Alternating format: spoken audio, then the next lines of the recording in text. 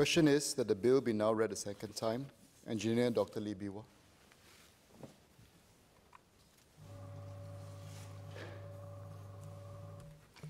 Mr. Speaker, reducing carbon footprint is a way to go for our future.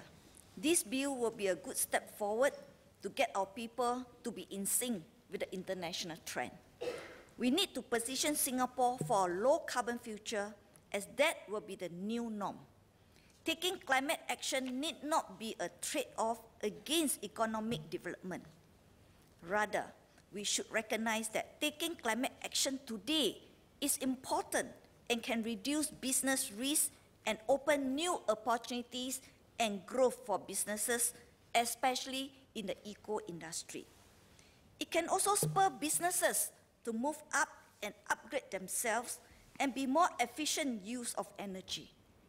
It is a necessary step that will enable Singapore to stay competitive as we move towards a carbon-constrained world.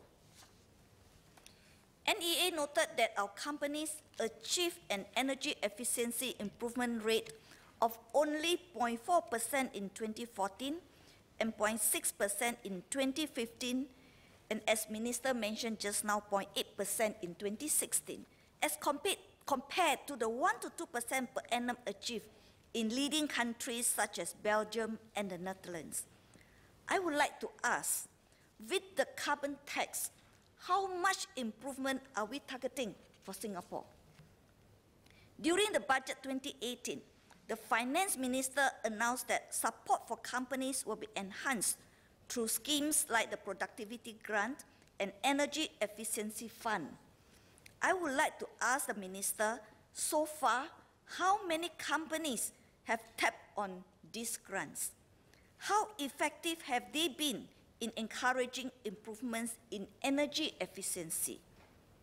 What outreach efforts are employed to get more companies on board? Also, are there any standard packages or success stories that the ministry can recommend to companies that don't know how to go about doing it? While charging a flat rate of $5 carbon tax helps simplify matters, companies are concerned about the lack of a clear benchmark. They are concerned that if the tax fails to reduce carbon emissions, the tax rate will eventually be increased across the board, thus penalizing those who have been reducing their carbon emissions and reducing competitiveness overall. In this regard, can we be more open with regards to how the monitoring, reporting, and verification, in short, MRV requirements are done? I would like to propose that all these reports under the MRV requirements be made available to the public. This will offer greater transparency and awareness. On this subject, I understand that the reports have been a mandatory requirement even before this bill. NEA has been working with companies to familiarize them with the new measurement and reporting requirements on large emitters in the Energy Conservation Amendment Act passed last year. The carbon pricing bill introduces a new requirement for additional third-party verification on emissions reports, which will ensure greater fairness and accuracy. I would like to ask if the MRV requirements in the CP bill differ from the reporting requirements under the Energy Conservation Act. The carbon tax will put a price signal to encourage consumers to reduce their emissions. However, improving our energy efficiency continues to be a key strategy in reducing our carbon footprint while improving our competitiveness. It is hence important for companies to be more ambitious in their energy efficiency improvements. The carbon tax and the ECA will work hand in hand together with other mitigation measures to reduce our emissions intensity and meet our Paris pledge. The government has been laying the groundwork, and with the new Singapore Energy Centre to be launched in early 2019 to explore innovative ideas and develop talent to meet future energy needs. I'm confident that this will further elevate our regional and global standing as a leader for eco-solutions. This is good news for businesses who will find our nation's reputation stands them in good state. Can the government share further details about the Singapore Energy Centre as well as other future investments in eco-solutions? While I'm optimistic for businesses, I have some concerns for households. With the current carbon tax rate of $5 per tonne on average, the impact of the carbon tax is expected to be small, at about 1% on total electricity and gas expense, or about 30 cents per month for a HDB one-room flat to about $1.10 per month for a HDB executive flat. This may not seem significant, but with the increase in price of water and other items, it will all add up. One major public concern is how it will affect our cost of living. How to ensure that businesses do not profiteer. Is government going to monitor this? From the second half of this year, consumers will be free to switch from Singapore Power to other energy providers. This is in line with a move to increase competitiveness in the energy solution industry and give consumers the freedom to choose a company whose package complements their principles and budget. Many households and small businesses have been using Singapore Power for a long time. So making the move might be challenging, especially among the elderly.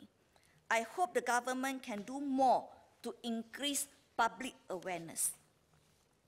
In conclusion, we pledge to reduce emission intensity by 36% from 2005 levels and to stabilize and peak GHG emissions by around 2030 under the United Nations Framework Convention on Climate Change.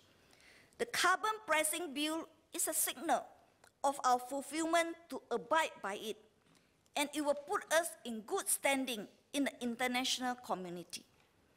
As the first country in Southeast Asia to implement such a tax, we send a crucial signal to our Southeast Asian neighbors, the significance we place on transparency when it comes to environmental issues. Personally, I have made the Climate Action Pledge, and I'm also looking into how to put in place measures to reduce the energy usage of our community club in the coming CC upgrading. I hope to get more residents on board this worthy initiative. Mr. Speaker, Sir, Chinese, please. Reducing reliance on energy is not just for protecting the environment, it also helps to reduce the impact of energy prices on our economy. Experiences from other countries have shown that carbon tax can effectively promote companies to save energy. Therefore, I support implementing the carbon tax. I thank the government for using tax money on the grants.